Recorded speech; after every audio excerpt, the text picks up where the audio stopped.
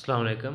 आज का जो हमारा लेक्चर है वो मैंने सरफेस केमिस्ट्री स्टार्ट की हुई थी। सरफेस केमिस्ट्री में हमने लैंगमैन एडजॉर्प्शन आइसोथर्म की एप्लीकेशन मोस्ट इम्पॉर्टेंट एप्लीकेशन वैसे भी इम्पॉर्टेंट है सिलेबस के हवाले से भी, और पंजाब यूनिवर्सिटी में भी बहुत दफ़ा ये क्वेश्चन रिपीटेड है। इसका मैंने पहला केस करवाया था जबकि गैस वीकली एडजॉर्ब होती है किसी भी सॉलिड सरफेस पे। अब हमने गैस को देखना है जो कि स्ट्रांगली एब्जॉर्ब होती है सॉलिड की सरफेस पे। हमने उसकी क्या निकालनी है, काइनेटिक्स निकालनी है। तो मैंने रेट निकाला हुआ था। रेट किसके डायरेक्टली प्रोपोर्शनल होता है? रेट डायरेक्टली प्रोपोर्शनल होता है थीटा ए के। थीटा ए क्या है? Fractional coverage surface for gas A, ठीक है, जो कि एड्जॉर्ब हो रही है। नॉन डिसोसिएटिव गैस है, डिसोसिएट नहीं होती, टूटती नहीं है, बल्कि ये हम यहाँ पे theta A is equal to क्या पुट कर देते हैं, वही जो हमने पीछे निकाला था फॉर नॉन डिसोसिएटिव गैसेस के लिए, ये वाला रिलेशनशिप फ्रैक्शनल कवरेज सरफेस का। इसके आगे मैं कहता हूँ जी, when the gas is strongly absorb then 1 + BPA is approximately equal to BPA।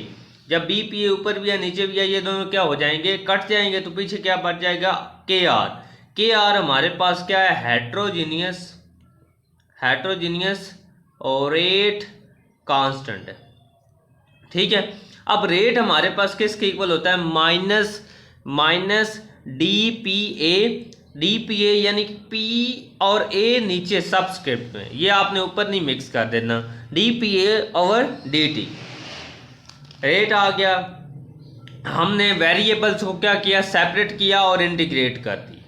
जब हम इंटीग्रेट करेंगे इसको वेरिएबल्स को सेपरेट करके, तो हमारे पास जो ये वाली चीज़ है, ये D है, इंटीग्रेशन के साथ कट जाएगा और यहाँ पे इंटीग्रेशन ऑफ dt क्या आ जाएगी, T आ जाएगी, और साथ क्या आ जाएगा, C आ जाएगा, जो कि क्या है हमारे पास constant of, where C is the constant of integration. जब हमने इसकी वैल्यूज़ निकालनी होती है, जब हम फर्स्ट ईयर में भी पढ़ते रहे हैं कि डेफिनेट इंटेग्रल, हम C साथ आता था, C इंटीग्रेशन ऑफ कांस्टेंट, हम उसकी वैल्यू निकालते थे, ठीक है। पिछले साल भी हमने रिएक्शन कैनेटिक्स वाला जो सा चैप्टर पढ़ा, उसमें जगह जगह हमने इक्वेशन ऑफ स्ट्रेट लाइन देखी है। इक्वेशन ऑफ स्ट्रेट लाइन में C आता था, C की वैल्यू पुट करने के लिए हम इनिशियल कंडीशन पुट करते थे। इनिशियल कंडीशंस क्या है, 1 T = 0 एंड PA = PI, ठीक है।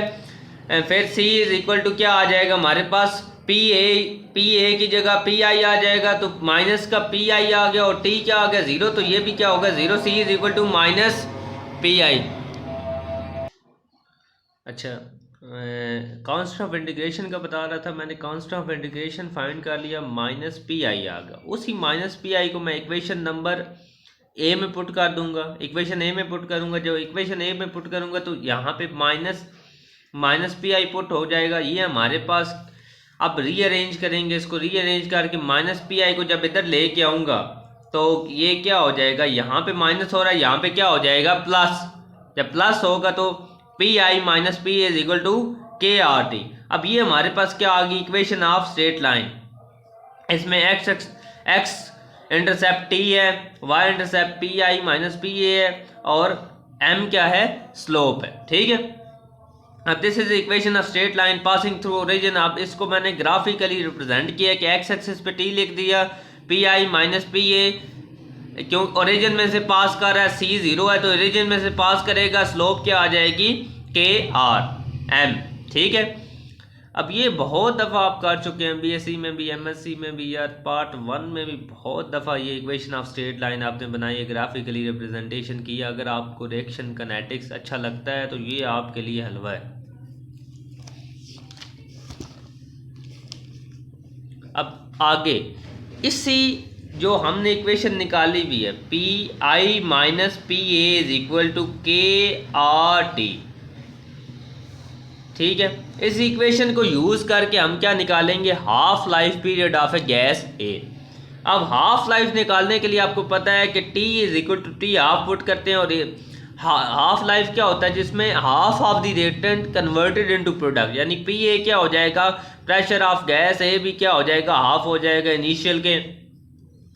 PI - पी ए की जगह क्या पुट कर देंगे, पी ए की जगह पुट कर देंगे पी आई बाई टू। जब 1 में से देखो ना हाफ जाता है, ठीक है, तो क्या रह जाता है हाफ। तो टी हाफ की हमने वैल्यू निकालनी है। ये क्या होता है, हमारे पास हाफ लाइफ होता है। इसकी जब वैल्यू निकालेंगे, ठीक है, ये इधर मल्टीप्लाई हो रहा है, उधर जाके क्या होगा, ये हमारे पास किसके एक्सप्रेशन आ जाएंगे, हाफ लाइफ पीरियड की, ठीक है। अब जो इक्वेशन बी है हमारी ये वाली, अब इसको रीअरेंज जब करेंगे इस इक्वेशन को, ये मैंने ऊपर भी लिखी है, ये हमारे पास इक्वेशन बी है। अब देखो मैंने इनमें से माइनस कॉमन लिया, जब माइनस कॉमन लूंगा तो ये प्लस वाला माइनस और माइनस वाला क्या हो जाएगा प्लस, यहाँ पे माइनस आ गया बाहर, और के R by T. P I क्या है माइनस प्लस, ये माइनस उधर शिफ्ट हो गया के आर टी माइनस, ठीक है। पी आई इधर माइनस हो रहा है, पी आई को उधर उठा के ले जाऊंगा, P I is equal sorry P I minus R T, P I plus का हो गया माइनस क्या है पहले ये माइनस के आर टी। तो ये इक्वेशन मैंने रीअरेंज करके निकाल ली। अब इसके बाद जो उनसे हमने पढ़ना है रिलेशन, इसी टॉपिक का हिस्सा है, ठीक है। Strongly gas adsorb reaction, relation between homogeneous rate constant and heterogeneous rate constant, क्या रिलेशनशिप हमने स्टडी करना है। अब rate equation for homogeneous zero order reaction क्या है हमारे पास, P I minus P A is equal to K T, इसको मैंने सी कह दिया। Rate equation for heterogeneous zero order reaction क्या है, P I minus P A is equal to K R T. अब जब दोनों के इक्वेट करूंगा तो ये भी क्या हो जाएगा कैंसिल, टी टी भी कैंसिल, पी के is equal to K are. अब ये आगे हमने जब एक्टिवेशन एनर्जी का रिलेशनशिप निकालना है तो वहां पे यूज होगा। एक्टिवेशन एनर्जी निकालने के लिए जो हमारी अलमारूफ इक्वेशन है, जो हम फर्स्ट ईयर में चैप्टर नंबर 11 रिएक्शन काइनेटिक्स में भी पढ़ के आए हैं, बीएससी में भी पढ़ के आए हैं, आगे हमने एमएससी में भी इसको स्टडी किया पार्ट 1 में रिएक्शन काइनेटिक में फिजिकल में। तो वो इक्वेशन है हारेनियस इक्वेशन। हारेनियस इक्वेशन हमारे पास है K is equal to A E exponential की power E A over R T. अब हम दोनों तरफ क्या ले लेंगे, लॉग ले लेंगे। जब लॉग लेंगे तो लॉग में जो दो चीज़ें मल्टीप्लाई हो रही होती हैं वो क्या हो जाती हैं प्लस। अब ये लॉग फॉर एग्जाम्पल, लॉग में दो चीज़ें ए और बी क्या हो गया मल्टीप्लाई, तो ये इसको ए प्लस लॉग ऑफ बी लिख सकते हैं। ये मैथ का असूल है, ये आपने याद रखना है। 9th 10th गालबन चैप्टर जो हमारी 9th क्लास को चैप्टर नंबर 3 लॉग वाला हम चैप्टर पढ़ के आए हैं वहाँ पे। तो क्या हो जाएगा ये लॉग ए प्लस लॉग बी। अगर ऐसे कोई चीज़ लिखी ऐसे लिख सकते हैं, ऐसे है तो ऐसे लिख सकते हैं, ठीक है। एक और लॉग की प्रॉपर्टी यहाँ पे बड़ी यूज़ हो रही है कि ए और बी डिवाइड हो रहे हैं तो log A minus log of B हो जाएगा। अगर log of A minus log of B लिखा हुआ है तो उसको ऐसे लिख सकते हैं। ये दो प्रॉपर्टीज़ काफ़ी जगह यूज़ हो रही हैं, ये आपने नोट कर लेनी है, ज़ेन नशीन कर लेनी है, ठीक है। अब देखो log of K is equal to log of A, जो पावर होती है ना, अब जैसे for example log of X की पावर 2 है तो पावर होगी वो स्टार्ट में आ जाएगी log of x, 2 log of x हो जाएगा। ये मैं एग्जांपल लिख रहा हूँ, ये आपने बेशक नोट करनी है, समझने के लिए नोट कर लो, कोई मसला नहीं। अगर आप साथ साथ लिख रहे हैं तो आपको समझ आएगी, नहीं तो कोई समझ नहीं आनी। अगर आप लिखेंगे नहीं तो फिर आपको कोई समझ नहीं आनी। अब मैंने लॉग लिया, अब ये पावर किधर आ गई स्टार्ट में, लॉग ई किसके इक्वल होता है 1 के इक्वल, ये आपने याद रखना है। और log 1 क्या होता है, log 1 0 होता है, ये भी आपने याद रखना है। ये थोड़े थोड़े मैथ के छोटे छोटे फार्मूलाज हैं जो इसमें यूज़ होते हैं और बड़ी डेरिवेशन सॉल्व हो जाती है, और यही बच्चों को भूल जाते हैं, फिर यही गलतियाँ होती हैं और फिर हमसे सॉल्व नहीं हो पाता। ये बहुत ज़्यादा मोस्ट इम्पॉर्टेंट लॉन्ग क्वेश्चन है, पंजाब यूनिवर्सिटी में फिज़िकल में आता है, 25 मार्क्स का भी आ जाता है, 15 मार्क्स का भी आ जाता है, बहुत ज़्यादा रिपीटेड है पिछले 6-7 सालों में। अब इसी इक्वेशन को मैं नंबर दे देता हूँ ई का, ई कह देता हूँ इक्वेशन ई। अब इस इक्वेशन को किसके साथ मैं डिफरेंशिएट करूँगा विद रिस्पेक्ट टू 1/t। जब डिफरेंशिएट करूँगा इस साइड पे भी, इसको भी इसकी डिफरेंशिएशन क्या होगी 0, क्यों, क्योंकि ये कांस्टेंट है, ठीक है, इसमें t इन्वॉल्व ही नहीं है। और differentiate with respect to 1/t, 1/t का डिफरेंस डेरिवेटिव क्या होगा 1। जिस तरह d/dx लें इंटू एक्स लें तो उसका डेरिवेटिव क्या आता है 1, इसी तरह इसका भी आ जाएगा। अगर किसी ने मैथ पढ़ी हुई है तो उसके लिए तो हलवा है ये। लेकिन बायो वाले भी अगर साथ साथ, जिसने बॉटनी ज़ूलॉजी पढ़ी है, मैथ नहीं पढ़ी, वो भी साथ साथ अगर लिखे समझे तो उसको बहुत इजीली समझ आ सकती है। बिल्कुल बेसिक असूल है, ठीक है। यहाँ से हम ई ए की वैल्यू निकालेंगे, आर को किधर ले जाएंगे, उस साइड पे ले जाएंगे तो ई ए की हमारे पास वैल्यू आ जाएगी। ई ए की वैल्यू आएगी ई ए माइनस आर, ये आ गया। के हम क्या पुट करेंगे, पीछे हमने क्या निकाला था रिलेशनशिप, के is equal to K are put करेंगे। के आर की हमें पता है वैल्यू क्या होती है, पहले केस में भी हम ऐसे ही पुट करके आए हैं। K R is equal to A R minus E की power minus E R over R T. फिर वही ये क्या बन जाएगा, gas strongly absorb activation energy used for gas strongly absorb हुई है, उसके लिए कितनी एक्टिवेशन चाहिए थी, ये आ गया।